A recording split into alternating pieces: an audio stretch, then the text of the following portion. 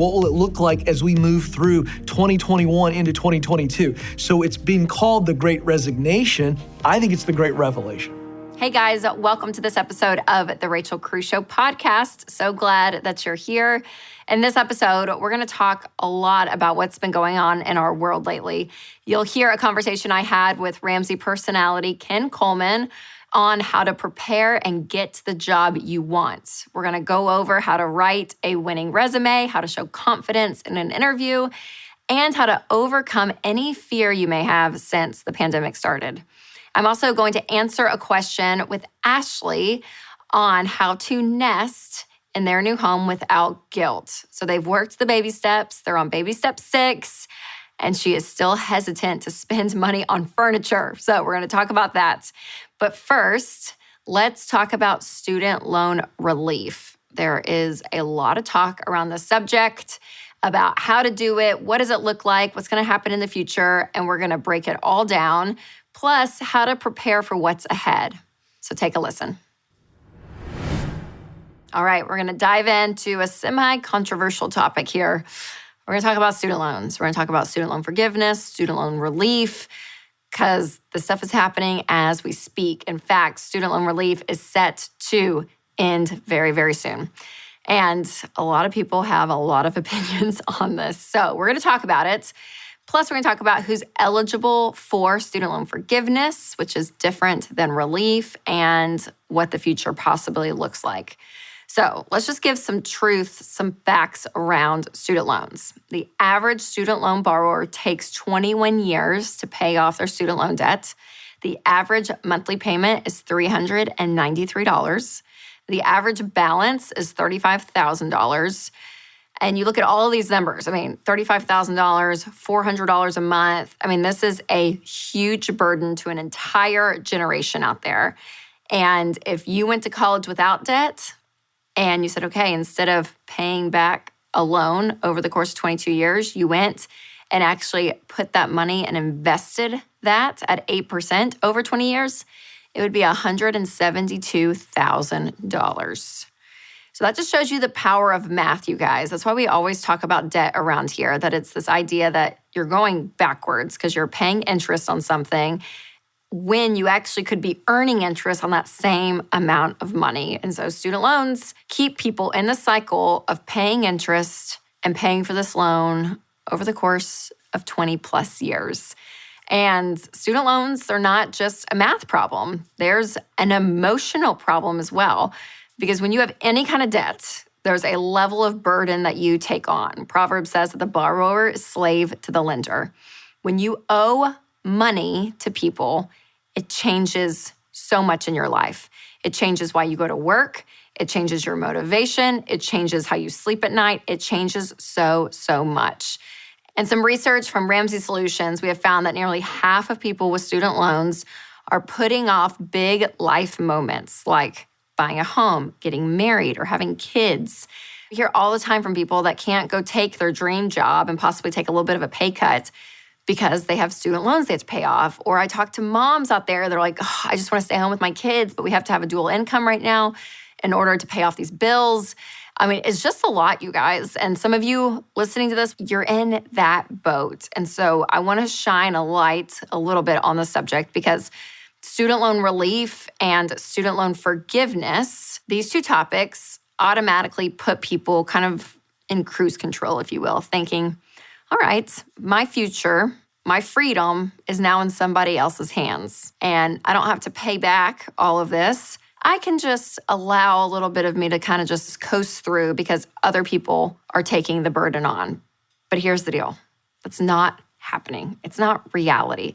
This idea that your student loans are going to be forgiven, and obviously the relief happened, which is, people would say is great, but then people weren't paying on their student loans because there was not interest, and it ends up hurting us as a society so much more. And in fact, there's a lawsuit right now suing the Department of Education for misleading people on public student loan forgiveness because we were told an entire generation that, your student loans would be forgiven. Nurses, firefighters, teachers, police officers, and librarians were promised forgiveness, and it didn't happen. And that's one of the reasons, you guys, you just can't rely on other people. You can't rely on Washington to fix your life. You can't rely on other stuff because things are forever changing, forever changing. Now, student loan forgiveness, it is a pool. And even here at Ramsey Solutions, I've heard different people, whether it's Ken Coleman or John Deloney or Dave Ramsey, have a different take on all of this. Because in some cases, it feels like this entire generation of 18-year-olds was duped into this idea that you have to take out loans to go to school and that it's all going to be okay, promise this whole life. So part of it's like they were lied to. And then, other people are like, yeah, but you signed your name to something. You have to pay it off. So there's like this tension that I feel around this subject. And again, college grads, they have been applying for this forgiveness thinking, okay, well, they said that they're going to help me out, so I'm going to apply, and hoping that part of their debt or all of their debts would be paid off. And in exchange, in order for that to happen, they commit to working for a certain employer, like a low-income school or a nonprofit. And if they do that long enough, then what was told is that, your student loans will be forgiven. But it's not that simple because the student loan forgiveness program requirements change all the time. So for example, with PSLF, Public Service Loan Forgiveness, you work up to 10 years in a low-paying job in exchange for forgiveness. So when you do that, though, it cripples your earning potential from the start. And now, as of last April, almost 400,000 people have applied for PSLF, and not even 1% got it. And what makes it worse, some that were chosen were approved originally, and then they received letters of denial years later, and they still have to pay their loans back. Now, as of just a few weeks ago, things have changed, and so PSLF is easier to become eligible for. They ease some of the restrictions, but you still have to be employed full-time by the government or a nonprofit. So again, you guys, this is ever-changing. Sometimes it's impossible, and then, they ease it up, and then a new administration takes and they change it, and you can't depend on them. I would encourage you to start paying off your student loans. Do not rely on anyone else to do it, because guess what? You can fix you. You can say, I'm going to change my life. I'm going to start working this process and really start paying down these loans. When you change the control of someone else has control of my life versus, hey, I'm going to take charge. I'm going to take control of my life. So you guys, you have to change your mindset, okay? You have to change your mindset that someone else is going to come in and rescue you to be able to say, okay, I'm going to take control of my life. I'm going to take control of my money. I am going to pay this off because it is possible. We'll talk about that in a second. But I also want you to change your mindset that you don't have to have loans to go to school. You don't. And it's become this lie that we've told an entire culture that the only way to be successful in life is if you have a college degree, and the only way to have a college degree is, well, God, you gotta take out student loans. Who can pay for college these days? And it's like no other options are on the table. So I want you to change your mindset. Number one, again, that you have control of your life. But number two, that student loans are not an option. And this is going to be huge for those students who are not in school yet and have not walked down that path. So there's some preventative ways that you really can kind of build up if you have a teenager in your life to show them how they can go to school debt-free. Number one, school choice. This is everything, okay? If you go to a private school, if you step over your state line to another public university, you're going to be paying 3, 4, even 5 times as much to go to a different school. So by staying in state, even to a community college, go there for the first year or two and get all your prereqs done there. This is going to be the biggest money saver right there is your school choice. Number two, scholarships and grants. Free money. It's out there. You can do that. You can apply for free money. It is still possible.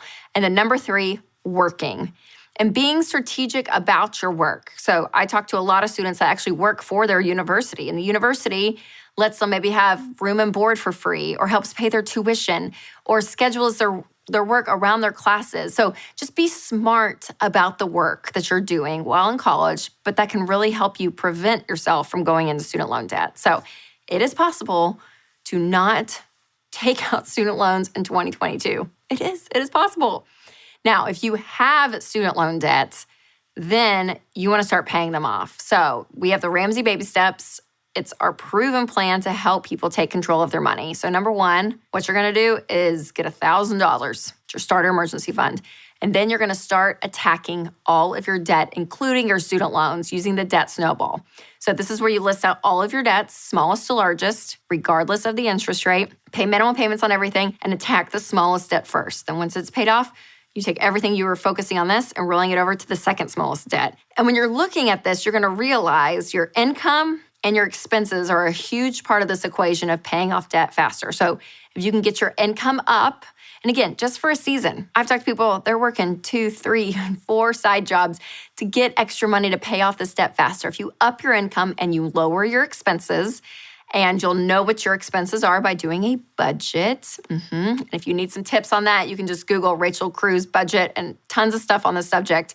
But by budgeting, you're able to cut out expenses. So more money, again, is going towards paying off debt. And doing this so quickly with such motivation, such focus. It's amazing what can happen when you have this focused intensity towards paying off your debt, including your student loans. Now, when it comes to debt consolidation, I will say this. Student loan debt is the one type of debt I'm okay if you consolidate. A lot of people use debt consolidation because they think if I can make all of my debt into this one big bill and this other company's helping me, it feels less scary than having all of this and it's going to fix the problem. Listen, debt consolidation doesn't fix your problem. But student loan debt is the one type of debt you usually don't go back into, so it's not necessarily a behavior problem. So if you do have multiple student loans and you can consolidate them for a lower interest rate with the average of all years combined, maybe that's what you choose to do.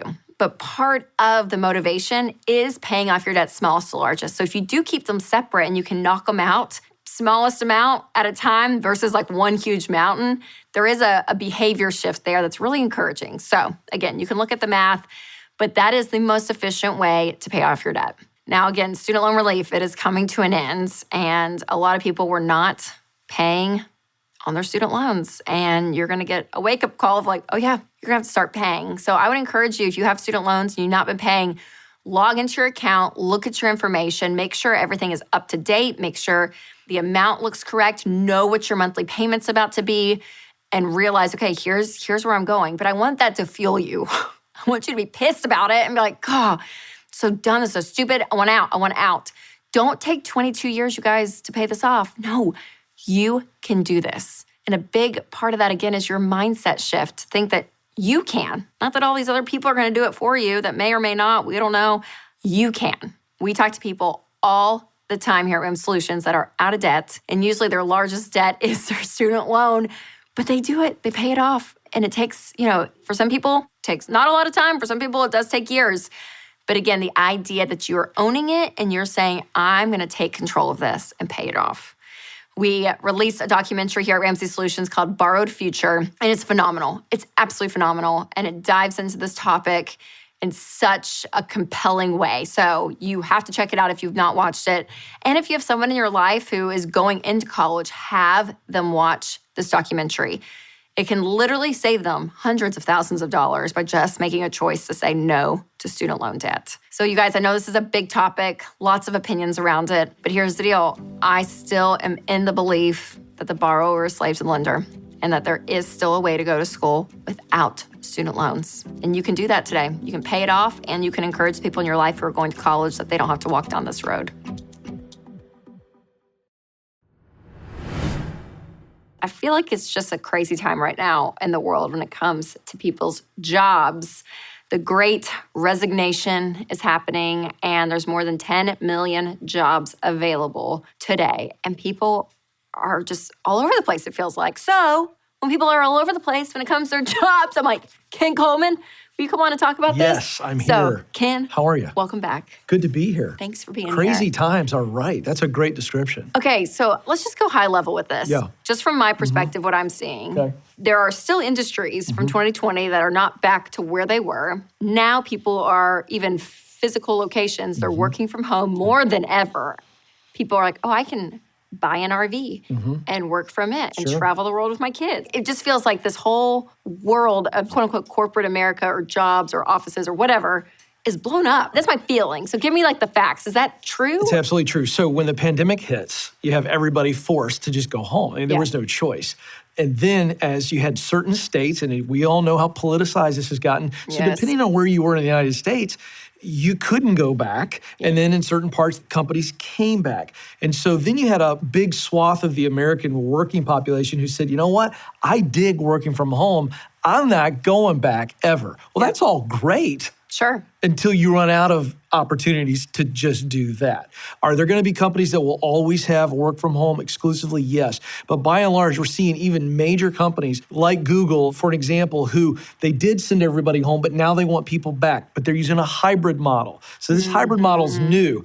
So basically what that is they want you in the office some, but then you can also work from home or work from wherever. But we saw companies like Google and Facebook do this where they said, okay, if you're in a major metropolitan area and we ask you to come back and you choose not to come back, that's fine. We'll let you work remote from wherever that is. But if you're outside the city, we're going to cut your pay by 15%. So the reason I share that is this desire to work from home, I'm all for it. But at some point, you're going to limit your opportunity if you say, this is my stance. Okay. So that's one big factor that's happening. And people are going, that's all I want to do. Well, great for you. But you may end up working for yourself from home because it's going to be limited. Companies are asking for people to come back. Yes. Okay, so that's a conversation That's one happening. big piece. And then what are some other big pieces that are involved in this discussion? Because it just feels like an apple turnover, basket turnover. What's that saying? 100%. What's Yes. that saying? I'm Whatever not that even saying sure is. what that is, but I know what you're talking about. Apple turnover? fruit basket turnover? Fruit basket turnover. I know these are great desserts and I'm hungry all of a sudden.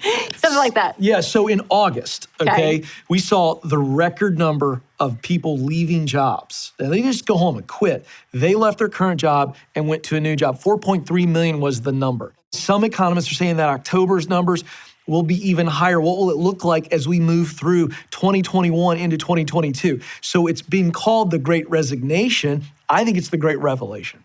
And I think what's really going on is I think that the pandemic did two things. I mentioned earlier that there was this forced change. If you look at March of last year, we were in New York doing media and the world was shutting down while we were there in March of 2020. Yes. So we didn't know what was going on. Nobody did. That's right. So we thought Manhattan was going to close. Remember that? did. I was like, we're going to be stuck on this We didn't think we were going to island. get out of there. I know. And so the idea here is what happened? Forced change. To the point we've never experienced change before. Our kids came home, we came home. It was a completely different lifestyle. Then you had on the other side, that's one storm. Then on the other side was the uncertainty of health. Yes. We would turn on TV and see a death ticker. How serious is this health thing? Mortality and massive lifestyle change, two storms coming at us. And I think it made people take stock. Where am I in my life? Am I doing what I do? Life is uncertain. Life is short. Life is precious. All those things. And I think that's had people go, all right, you know what? I'm going to level up. I'm going to do something different. I'm not going to work like you used to work. I want to go do this. And I think that's all feeding this great resignation. And then if you put the match on top of everything, it's that right now there's more jobs available than there are people who are unemployed. Yes. So what's happened there? Well, there's more types of jobs, different jobs. So people go, why do I want to work crazy weekend hours waiting tables? Is this the service thing? Yes. That's why they can't hire anybody. Yeah. Because they go, I can work from home and do a technology job, or I can drive Uber, or I can deliver. That's what's going on. And so it's just got companies and people all going, what do I want? What do I want? What do I want? And so there's this big, I think it's musical chairs. I think that's what's happening. Remember that fun little game? 1,000%. We're all running around, and I think it's going to be this way for a while. Okay, so I want to get to like the individual, but before we go, I know you don't have a crystal ball, but like, do you see it? Do you see any signs of it settling, or do you think it's going to be another 24 months of this musical chair game? I'm not willing to say how long it's going to be before it settles, but I do think it settles because what's happening is you're going to see companies adjust. So you're going to see, and I'm not going to get into this right now, you'll see artificial intelligence and automation is going to be a big play. I think your traditional, let's call it B, C+, B minus, C+ dining experience. I hate to pick on Chili's, but a restaurant chain like that, I think you're going to see that go away.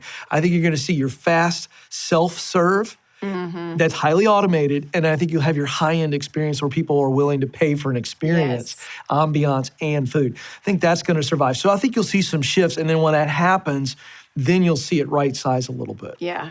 It's crazy. It is crazy. Nobody knows is the real answer. Sure. Which is very smart to say. I remember I did an Instagram Live April of 2020, and people were like, when is this going to end?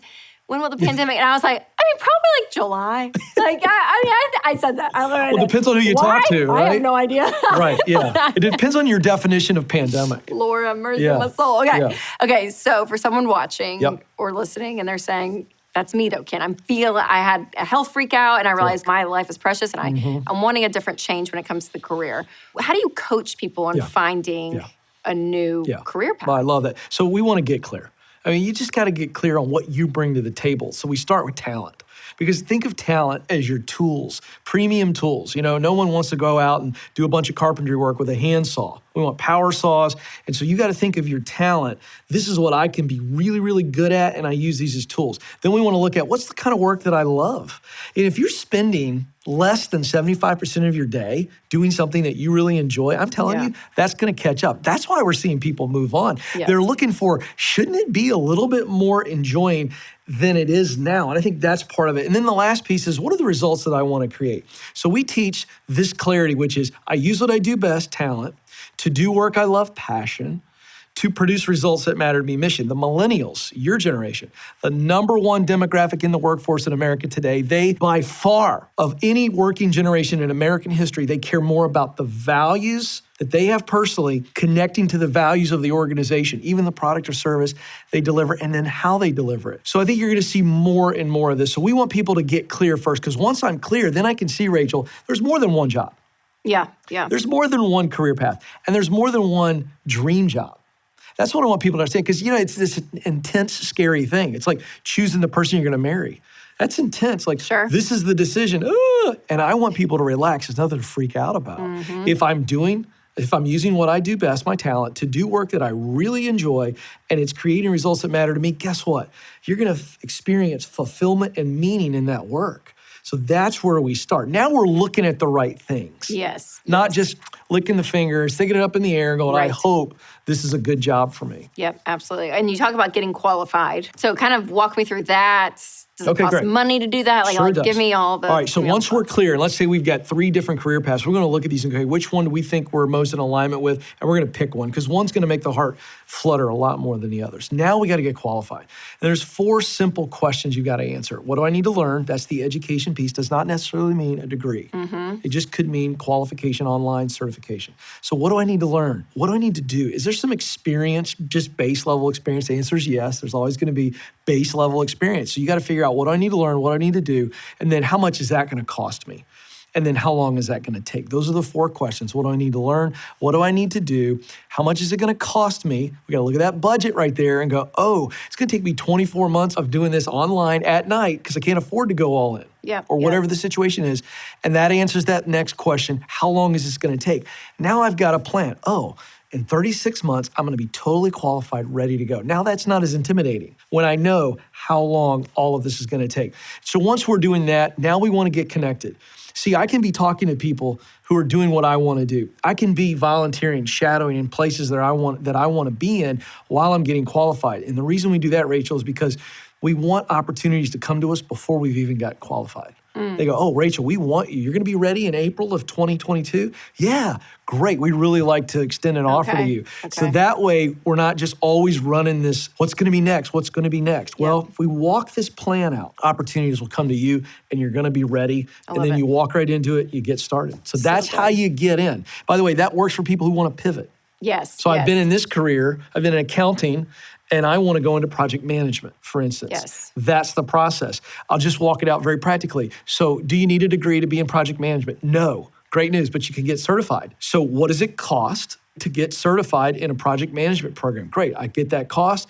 I don't need a bunch of experience to get this level of job, so that's great. So now I go do that. And before I know it, I'm there. And here's the greatest part. I didn't interrupt my income. Because people ask all the time, can you do this, Ken, and walk the baby steps out? The answer is yes. As a matter of fact, I tell everybody, don't ever quit the baby steps. Figure out how you can get qualified, get connected, and get started while walking the baby steps. Oh, that's so good. And for people that are saying, I'm going to be doing all of this and applying for a new job, resumes. This is a big conversation. People talk about this a lot. What are a couple of points you have or tips for people as they're creating their resume? I love this question. So think of your resume as a brochure. So it's not your biography. Yes, No one wants yes. to read your life story, so Yeah. stop. Because a lot of people stress out. So we teach, number one page and most relevant information. You don't have to put your entire work experience. People say, Ken, do I need my whole work experience? No, you can provide it if they ask. But what we teach is you put your most relevant information in there, because remember this, 2 key things. The average amount of time that a hiring manager spends looking at a resume, what would you guess? Any kind of guess? How much time do they 4 spend? seconds. Wow, impressive. 7.4. Most people, I was going even a little lower, but most people would guess, 60 seconds? Yeah. Not even sure. close. Well, I just would think they're like scanning. Well, you nailed it. Yeah. So that's the first thing. The second thing is what are they trying to determine? If you are qualified enough to have a conversation to decide if you can help them win. Take all the pressure off the resume. We created a free resume guide at kencoleman.com that actually walks people through it. The third point I'd make on the resume is this. We flip the resume. Traditional resume templates, Rachel, have references on the bottom of the page or on the second page. We flip it. We lead with who I know. And the reason is we want hiring managers to stop and see something that they've never seen before and make them go, "Whoop." It's kind of that number. Yeah. By the way, it's working. And we want to lead with who I know. I have a connection to this person over in this department, or I know this expert in this field. And then there's a strong endorsement statement from the person.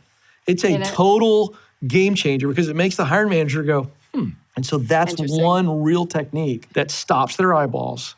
And if there's the right relationship there with the right endorsement, you're already ahead of the pack. For sure. That's a real quick how-to on the resume. And again, if people want to check it out, it's free, kencoleman.com. Okay. We have a full guide, PDF walks you through what to do, how to do, and we actually give you a free template. Love it. Yeah. So once the resume's out, they say, perfect, we want an interview. Yeah. What are a couple of things that, questions maybe that people usually get in an interview so that they can feel confident and like, oh yeah, I know what I'm doing. So I love that you bring up confidence. So how do you get confident in what is, for most people, the most anxiety-ridden performance of their life? The job interview. How do you get confident? Well, it's preparation. Relentless preparation leads to reflexive performance. I love to use the football analogy. You know how much I love football. These quarterbacks that can operate an entire series going from the end zone to end zone in a minute and a half. Yeah. How do they do that? Well, they've practiced that 2-minute drill so many times. They know the plays, they know the cadence, and so it's instinct. And so here's what we know about the human brain. It'll recall about 70 to 75% of the information you put in it, even under most stressful situations. So prepare ahead of time. What are the questions that you're going to be asked? Think of that. How would you answer them? And then you brought up what I think is the best point, and that is the questions that you ask in the interview are the ones that'll set you apart. Most people, when asked, do you have any questions? They'll go, no, I'm good, or how many vacation days do we get, or what are benefits? It's like, what? No, you've got to ask. Here's a couple of samples. Describe the person that wins in this role, or describe the person that wins in this company. What does the relationship look like between this position and the rest of the team? Those are questions that are actually going to yield good answers. Yeah.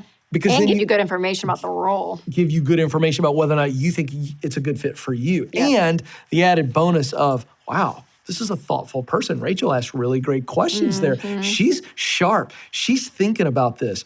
And one final thing on this, remember that the job interview is as much for you as it is for them. I think we go into this thing feeling this sense of performance. And the reality is, yes, we got to perform well. But you know what? We also got to ask the right questions and listen intently to figure out, do I think I'm a good fit here? Yes. Because the last thing you want to do is jump into a job and leave 6 months later because it was a horrible fit. Yes. Okay, so last interview question. Okay. I know how much you love a little style, Ken Coleman. I do love style. What people wear. Yeah. Things have changed since the old 90s. I don't know why the 90s popped in my head. Because for you, that is the old 90s. It's the suit and tie. How old were you in the 90s? Do what? How old were you in the 90s? I was anywhere from 4 to 14. That's my point. So the old 90s, that was very real for you. I know. How old were you, Ken? Well, I graduated high school in 92. Oh. Ouch. Wow, I'm so much older than Rachel. I am. You're bringing so much wisdom. So much wisdom. The next generation has spoken, everyone. Yeah, that's right. I love the 90s, by the way. Great music and great style. Okay, so here's the answer on style. All these Gen Zers trying to redo the 90s. I was like, no, y'all are cute 90s. Do you know what? I used to look like I was homeless. Exactly. That we would wear. Yeah. Anyways, keep going. Listen, I know. All right, so here's the deal. Simple rule. Dress to the level of everybody else in the room. Find out. You can talk to HR. Yeah. You can ask somebody. It's not inappropriate to ask even the hiring manager. If it's a small business, hey, What do you guys wear around the office? What's your normal dress code? What's Yes. everybody wearing? That's what you show up with. Yep. It's okay if you want to dress up. I'm not a fan of it, so I'm not going to recommend it. The Ramsey Solutions is a great example. What I'm wearing today is pretty normal. Guys wear hats here sometimes. I wouldn't ever wear a hat to an interview unless it's a farm interview or a warehouse where everybody's wearing hats. Yeah. Then dress like them. Totally.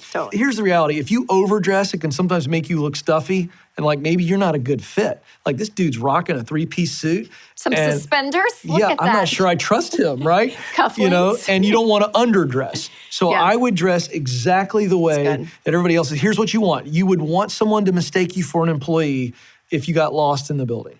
That's my rule on that. Just dress like everybody else. So great. Look like you fit in. Okay, so as we wrap up, all great stuff. I have had conversations with friends about this subject. So I was like, I'd be curious what Ken Coleman has to say when it comes to jobs and working, because there is some sense for people that a job, it's very just utilitarian, right? I work to make money, and that money provides a lifestyle for a family that I want. And especially if it's a good paying job, I'll do it so that I can equal this amount of money and it works for my family. Where others on the other opposite extreme, just do what you love and you can figure out a way to make it work and it doesn't really matter. And if you have a passion for this, you just go. And it's that feeling. Right. Where do you think a healthy balance is? Yeah. Because both are great, but what do you find with people over time in a job? Where does the money play in? Where does the passion play in? How does this balance out? Because again, people working the baby steps are like, I may be in this great job, I'm making good money, and if I change, I don't want to feel insecure about it. But like, how do you balance it all in a perfect world? Well, if you are doing something that you were created to do, if you are in alignment, talent, passion, and mission, I got great news for you. You will be able to provide and you will also be able to contribute. See, those are the two emotions that every human has around work. If we just strip it down to two emotions, the first is provision. There's no question about it. We do have to work to provide for ourselves if we're single or for others if we're in a family unit. But the reality is that provision alone is not enough for someone to feel that meaning at work. It's just not, because over time, you begin to focus on, well, yes, I'm providing a good check, but I'm not experiencing anything. So for the extreme side of it, it's, I love it, I love it. I'm not making any money and I'm starving, but I love what I do. Well, that's the extreme too. Because if you are good at it, then you will be able to provide. So it is provision and contribution. That's why we wrote the book and we titled it From Paycheck to Purpose. Yes, we must have a paycheck, but we long for purpose. That is, again, provision and contribution. So I hate to oversimplify it, but I believe we were created to actually make something positive or do something positive for people. How do we do that? The creator of the universe gave us talent. We sharpen those into skills, power tools. The creator of the universe gave us a heart. We get excited when we even think about this type of work. You get excited before you go on TV, before you do a show, before you write, or before you teach. And then the creator gave us a sense of contribution and a sense of significance where we say, this result is significant to me. It may not be to you, but it is to me. So we put it all together and you're on purpose when you use what you do best to do work you love, to produce results that matter. Now, when you do that, you will make enough money. I'm not going to play the get rich, like you're successful only if you stand next to a private jet on Instagram. That's a bunch of garbage. That's a bunch of garbage. When you are doing what you do well and you do work that you love, and then the result you look at and you go, that matters deeply to me at the end of the day. I know I made a significant contribution. That's success. And when you're there, you'll make enough money. Because we know teachers, largest millionaire study ever done, net worth millionaire study done by Ramsey Solutions. Third largest group of net worth millionaires, teachers. Median salary in the United States right now with teachers, $60,000. They live on less, but they have plenty of juice because they love what they do and they know that they're creating a result that matters to them. So that's the answer to work. I love it. Love it, love Thanks. it. Well, Paycheck to Purpose, you guys. Ken's new book is out and it is so good. So make sure to pick it up anywhere books are sold and you can check him out at the Ken Coleman Show, radio, podcast, YouTube, all the things. You're everywhere, Instagram. So make sure to go check out everything he's doing. Ken. Thanks for having me. High five. I don't know. It's kind of felt right. I felt good about it. I felt good about that. What was huge is that we made mostly good contact. It was. I feel good about that. Yeah, could have been very off, but it was like, I don't know. Felt it was good. There was nothing awkward about it. To be an old man, you did a great high five, Ken. You did a great high five. To be a child of the 80s. Thanks again. Thanks for having me. this episode, I get to bring one of you on to talk through your money journey, answer money questions, all the things. So today I have Ashley with me. Thanks for being here. I so appreciate it. I'm super excited. I'm really interested to get your takes on some of the things we're talking about over here. I love it. Okay, so first, where are you calling from? We are in Jacksonville, Florida. The royal we, my husband and I, just us. Okay, perfect. Awesome. Okay, and where are you guys on your money journey? So I was thinking about this morning. I guess we're on 3B. We got married and bought our first home in 2018, and we were in baby step 6 for a couple months, which was amazing.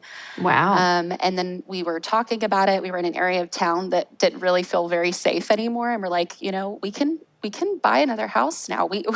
We're finally there. So we built a new home in 2020 and just sold that 2 weeks ago and are downsizing, which is what I wanted to talk to you about today. Yeah, absolutely. So what's your question? What caused you guys to downsize? Give me all the details. I'm so curious. So the market being as high as it was, we said if there was ever a time to try to sell your house and make a different decision in a year, this was a good time. And so we went and bought a townhome, 3.2, 1,700 square feet. And it's funny because we were talking, and both my husband and I grew up in smaller homes. So it's really been a question of how do you determine what's enough? And in this whole journey of contentment. So I've got 2 questions. The first is, how do you balance paying off your home in baby step 6 and being able to nest? That's something that we were very, very bad at. My husband said when we move, all he wants is a headboard. He said, it's been 3 years. Why don't we buy a headboard? And it's not that, we can. It's just, we kind of look, we can put this much on the house or we can buy a headboard. But then all of a sudden you look up and people think we live in a frat house because we don't buy anything. That's so funny. Well, I can kind of relate in a sense because I think, especially in a home, I don't know, my husband and I said this, we're like, oh yeah, we'll change this or this in a year. And then a year comes, you're like, oh, I don't know. I don't even want it. It almost becomes this inconvenience more than anything. And so for things like a headboard, yes, Ashley, buy the headboard. You can buy the headboard. Yep. It's going to be buy the headboard. Yep. You are now further along. Mm-hmm. I mean, you should be back in baby step 6, right? Because we're in, I guess, 3B because we're still clumping all the money from the sale together. Yeah. But yes, as soon as we close, everything kind of balances back to normal. Sure. In 6 weeks, you'll be on baby step 6. So yeah, that's fair. I really appreciate your diligence. So you're like, technically at this time, at this day, we're on baby step 3. Yeah, I was like, but you will be in baby step 6 very quickly. Yes. Yeah. And we always say it's the grind, it's the sacrifice in that baby step 1 through 3. And you guys are in the thing, you've done it. Like you've made smart decisions with your money. It is okay to spend. But I find that it's hard to get in the habit of spending when you haven't spent money. When you have been grinding it out and your money's been going places. And now it's like, okay, we have margin. We don't even know how to spend it. So I would sit down with your husband and you guys need to upgrade your lifestyle by a percentage point. You could do 5%, you could do 8%, but just make yourself have some margin because you have the money for it. And this could be after you close on the townhome, you guys move in, all of that, right? Once the dust settles. But you guys need to start enjoying some of this. Like this is the hard work. We say live like no one else, so later you can live and give like no one else. And you guys are on that other side right now, which is just amazing. So to be able to see it on paper though, because that budget, it is permission to spend. So when it's on the budget, you may have to kind of force yourself. It may take a few months to be like, no, we're going to buy the coffee table. No, we're going to buy 2 new couches for no, we're going to buy some things. Mm-hmm. And as long as the money is there and you guys are doing everything else right, it is okay. Yeah. It is okay. And again, it is a hard muscle to kind of build again for some people. And you guys are just experiencing that. But you've been so diligent up until this point, you now have the ability to do it. Yeah, I would encourage you to spend some money. I love that this is the call. This never happens. Normally, I'm like, you can stay in the grind, but you guys, you really can. And again, I'm not saying go crazy. I'm not saying go drop 200 grand, but to be able to say, okay, no, we're going to up our lifestyle a few percentage points and practice that. Because here's the deal too, Ashley, the track you guys are on, you're going to be building wealth. You're going to be handling more. And if you can't handle what you have right now, it's going to paralyze you in 4 to 5 years when you guys have the house paid off, the townhouse paid off, and you really are accumulating wealth. You're going to buckle under that, right? So practice now where you guys are, be giving more, a little bit more if you want to. That's a good outflow, but also practice that spending as well. Okay. Does that help? I love the buckling analogy, that if you don't at least give it a little leeway now, you're going to buckle later. That helps a lot. Being able to practice handling it well. Yeah. I will say, so the discussion with my husband and I, because we do still want to spend, we go look at the shiny, like one day, the shiny things, right? We're on two schools of that right now. Do we buy all this stuff for the bedroom when we get into the house in this particular room? Or do we budget a little bit every month? So like you said, with the percentages, I guess it would be the latter. Yeah, well, I would say, just upping your lifestyle in general. And maybe that upping lifestyle isn't going and taking a vacation. Maybe it's, hey, we're going to furnish part of this room. We're going to get a headboard and nightstands. Yes, we're going to get the headboard first and foremost. Yes, you better order that soon. To be able to say, okay, we have X amount extra this month from what we've decided percentage-wise that we're going to up our lifestyle. Where do we want that amount of money to go? And right now it's sounding like furniture, which is a great thing. Yes, go buy some new furniture with it. And maybe in 10 months, that extra money, you take 3 months of that and you go on a vacation, right? So you get to kind of decide. That's the beautiful thing about money. You all get to decide where it goes. So if it's furniture right now, then it's going to depend on how expensive it is, what kind you guys want, to be able to say, okay, we can either just write a check this month and go ahead and buy it, or let's save up 2 months and buy a nicer thing, right? And kind of you guys reallocate decide later. That. That's yeah, great. Absolutely. Amazing. Thank you so much. Been really excited to come on. I know my husband's super jealous. So thank you. And I'm really excited. I can't wait. We sold and bought our home with one of the ELPs. And so he apparently was in Nashville like 2 weeks ago. And he's like, you have to let me know. And he's been phenomenal. And it's been such a process. So we're excited to get through awesome. it. And I love that you mentioned about like giving yourself wiggle room. Because if you are legalistic about stuff, it kind of puts a box in which God can live. And we don't want to do that. That's right. So super Amen, cool. sister. That'll preach all day. That will preach all day. Cool. I love it. Well, thanks again for calling in. I so appreciate it. And again, I'm so excited for you guys. You're killing it. And you're such a motivational story out there for people listening and watching because, you're doing it day in and day out. So You're amazing. Absolutely amazing. Well, all you guys out there, if you want to be a guest here on the Rachel Cruze Show, make sure to ask your question on any of the social media channels, YouTube, Facebook, Instagram, Twitter. We are looking for those. And again, all the stories like ones you just heard where they're walking the stuff, you guys, and they're doing it and it works. And it's such a beautiful thing. I have found that I have to encourage some people to spend money when they are not used to it. Remember, you guys, you can give money, you can save money, you can spend money. Obviously, lots of subcategories in just those three, but you have to do all three. So I just want to thank Ashley for coming on and asking her question. Also, I want to thank Ken Coleman for being on and giving us all that great information. And I want to thank you guys for listening. If you have not subscribed to this podcast, make sure to hit that subscribe button. And if the Spirit leads, you can leave a review. As always, make sure to take control of your money and create a life you love.